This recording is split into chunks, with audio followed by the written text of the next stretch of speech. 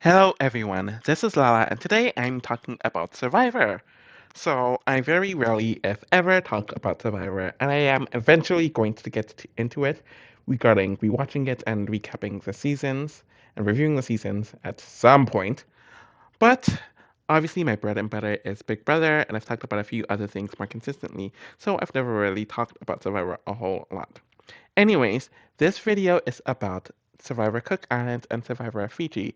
As we all know, they had diversity quotas on those seasons, and it didn't last. So I'm looking back at these two seasons to see whether they were ahead of their time in this element, or did it flop for legitimate reasons. Since they happened 14 years before the diversity quotas was put on CBS, and they've kept up with it over the last or so years. Also, there are timestamps at the description of this video, so if you want to skip to certain points, you can look there. Descriptions and links to my other channel and my Twitter are also below, so if you want to follow those, you can. So, on to the topic at hand. During the first six filming cycles, so each year representing a filming cycle, so 2000 to 2005 equals six filming cycles, there was an overabundance of white castaways on the show, and apparently they were getting a flack for it by certain members of the audience.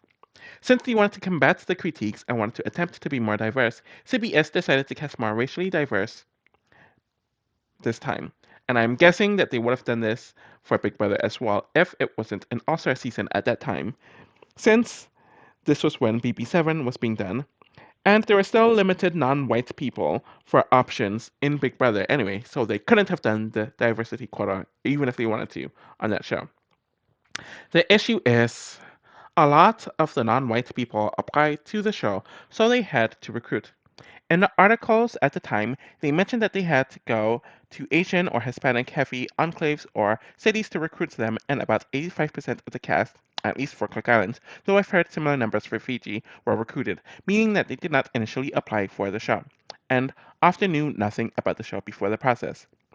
I am personally kind of iffy on this. While I do believe them that the casting options for non-white castaways were limited, were they that limited where they couldn't find applicants in any of the other three groups? Like, at all? I have no issue with recruits, and many of the most notable CBS reality stars were recruited, but it to me shows that they probably wanted to fit these quote unquote non white people into easy archetypes, and it seemed like they didn't try hard enough to investigate their applicants before going this route. Now that we have the context regarding the state of the show and diversity before the era, and the process to get diversity in the cycle, it is time to talk about the actual content within these two seasons that fit the cycle. The four groups in the diversity quota were white Americans, African Americans, Asian Americans, and Hispanic Americans. White Americans, sometimes interchangeably used as European Americans, are Americans who identify as white people. In the US Census Bureau, white was defined as white people to be those that has origins in any of the original peoples of Europe, the Middle East, and North Africa, and they also included Hispanic people. You will get to that later. When you look at the white American representation in these two seasons, you don't find anyone that is either Middle Eastern or North African, despite them being legally white. And this is one of the problems that I had with the diversity quota, because they didn't really make them ethnic when it came to these racial groups. So you had a certain type of white person or a certain group of white people, a certain group of black people, so on and so forth, without capturing the nuances and the diversity of people within these racial groups. African Americans, sometimes interchangeable with black Americans or Afro Americans, are Americans with total or partial. How partial is heavily debated in African ancestry. This term is also controversial, since it pretty much groups all black people in this, but the original term of this was in reference to people who are the descendants of African slaves in America. As we have seen in reality TV, networks uses this term to group all mixed with black people in this group, or if they are part of an ethnicity, they will be put in there or in here instead, which is obviously a bunch of BS, and it shows that they don't care to talk about the mixed identity. That's why I don't like the definition of total or partial ancestry, since the goalposts are always consistently moved. Yet again, they didn't focus on the different types of black people, like African Americans, Caribbean blacks, black people from the homeland of Africa, or even Afro Latinos. And the one person that they did put in here, they erased his Latino heritage and focused solely on him being black. And yes, I'm referring to Nate from Cook Islands. Asian Americans are Americans with Asian ancestry, and it's interesting that the terms are used with this, and it includes people from East Asia, so countries like China, North and South Korea, and Japan, Southeast Asia, so countries like Vietnam, Thailand, and Laos, and South Asia, countries like India, Pakistan, and Bangladesh. It does not include Western Asians, i.e., Middle Eastern people, and Central Americans aren't addressed at all in the Census Bureau. So, just from looking at the two casts in Survivor Cook Island and Survivor Fiji, it is clear that they only focused on East or Southeast Asian people. There is no South Asian people in this whatsoever, despite them being legally Asian.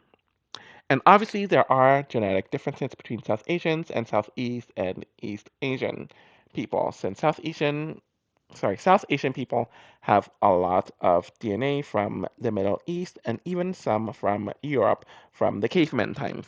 But they don't focus on the nuances of what Asian represents, and they don't even focus on the diversity between the East Asian contestants or the Southeast Asian contestants.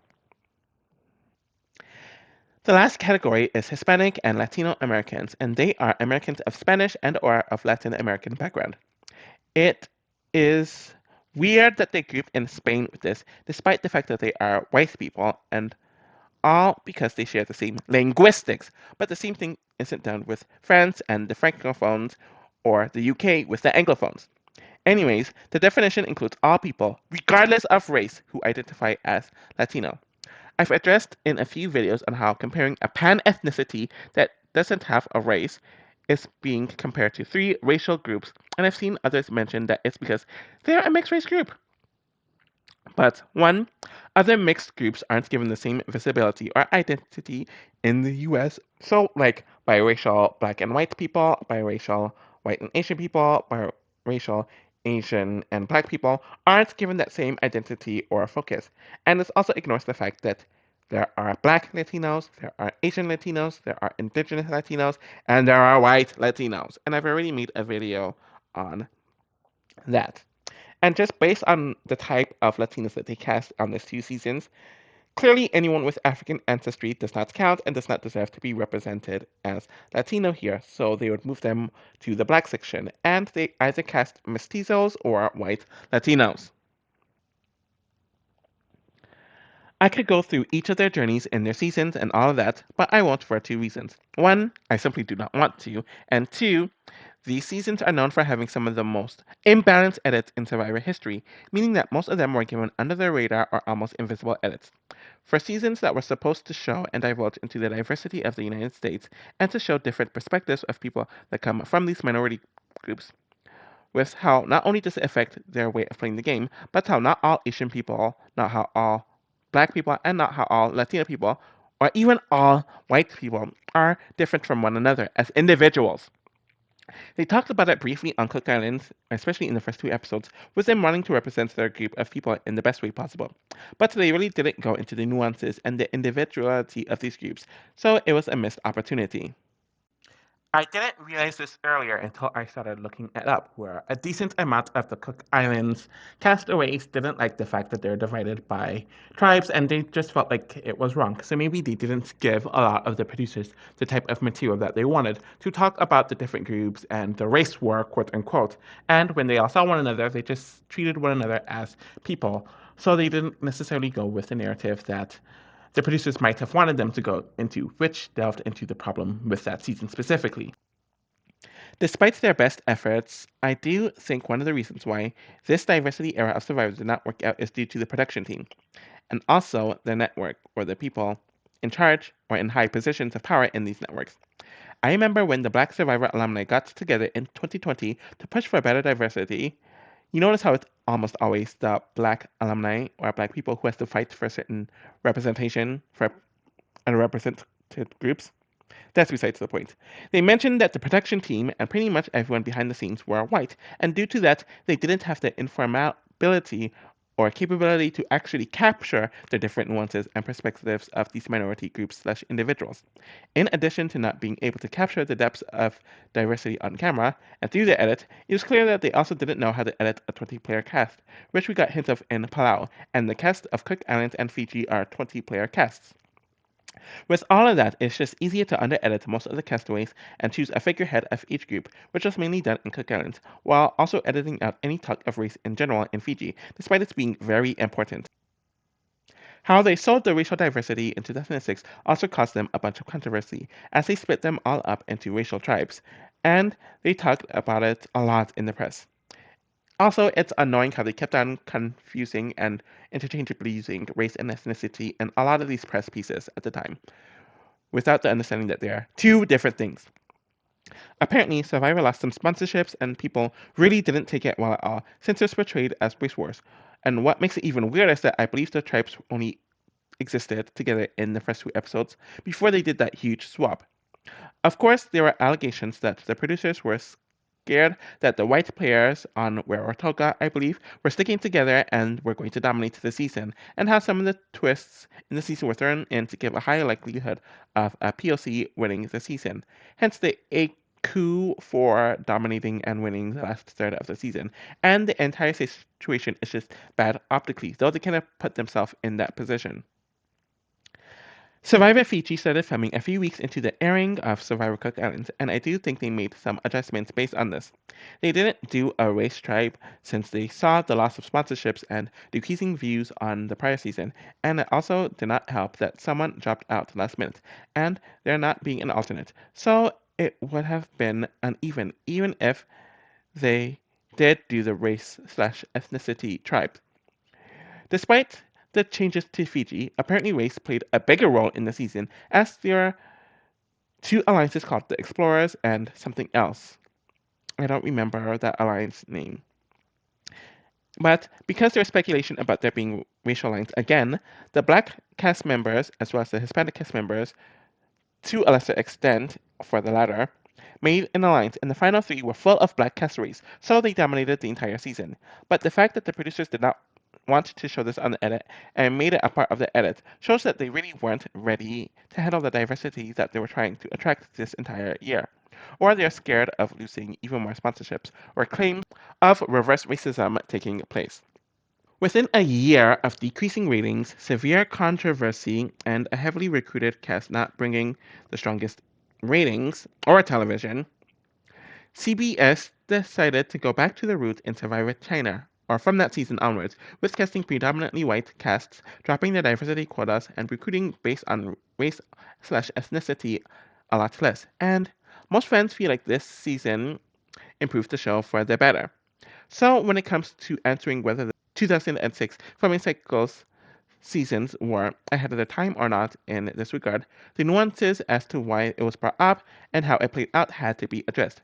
I do think in a way it was ahead of its time, since it was acknowledging that many types of people in the US exists, and seeing a bunch of different people interacting with one another was interesting.